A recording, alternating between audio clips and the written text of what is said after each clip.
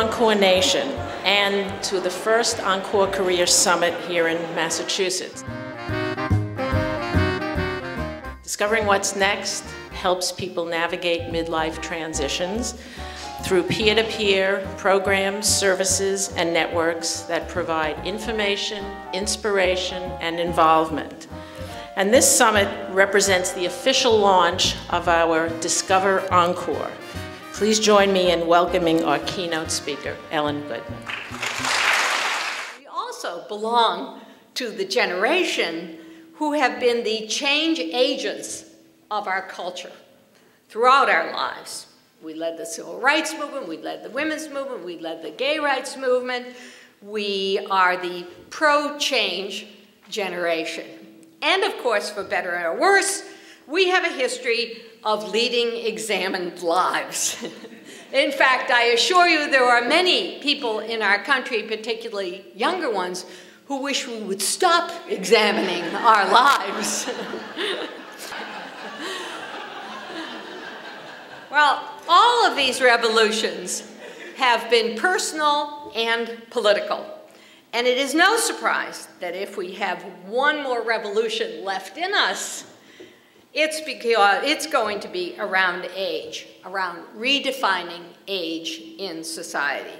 We will redefine it together through how we live it. Let's be clear about the importance of reframing age in this longevity revolution and redefining senior citizenship.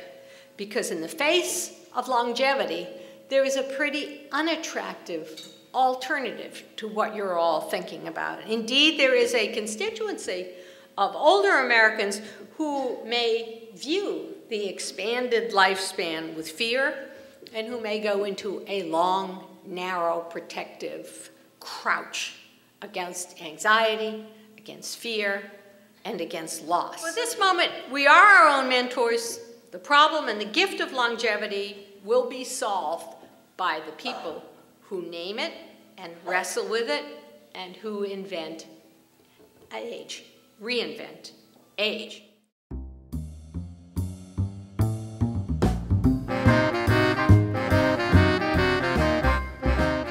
At the workshops, there will be individuals who are involved in their encore careers who will be telling their story, and you'll have a chance to interact with them. I turned 60 this summer, and I have never felt so excited about my life. What is beautiful about it is the fact that it is a time for possibility. It is a time for imagination. It is a time never, ever to give up on our dreams. Things changed. Where I was working, the people who had hired me and admired my work, they moved on. They became older, they retired. The new people had different directions, different goals. I changed too. And subsequent to 9/11, my wife convinced me that it was a good time to retire. And I think that coincided with the fact that I was laid off. And so I decided, okay, I can do this. And I had no clue what I was going to do. Life does go on, first of all, I can assure you that. I spent the last 2 years after retirement resting, but I miss it. And this conference has been very helpful in kind of encouraging that. Keep your eye open. Opportunities come up that you hadn't expected, or fields that didn't exist 10 years ago. I want to thank Discovering What's Next for inviting me here. And I've been here since early this morning. I'm ready for a nap. That my goal is to die young, at the oldest age possible. And I think every one of us shares that in this room. We want to stay young, way into our old age. So if we can hold on for a little while longer, it's going to turn out that not only are we going to be able to find jobs, everybody in this country is going to be desperate to give us one. So I want to show you why. To think about the kind of the pig and the python moving through.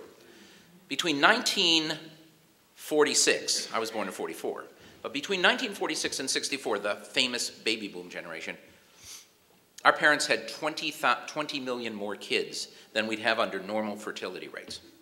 And if you remember growing up then, I was growing up in Brooklyn, New York, and then Detroit, we converted the entire American economy around children, right? The iconic Disneyland in California, followed by Disney World. Moving to the suburbs, not only because we wanted to have our own house, we wanted a jungle gym in the backyard. Romper Room, the Mickey Mouse Club, right? We can still sing those songs, right? MIC, right?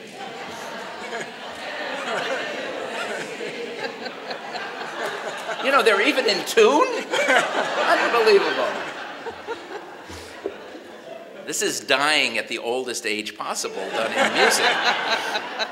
So we know that. Now that whole generation is moving through.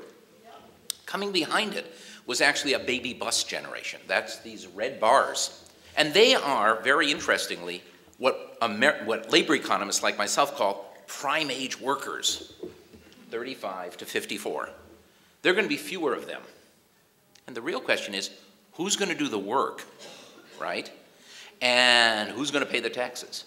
We're going to have to create entirely new kinds of jobs.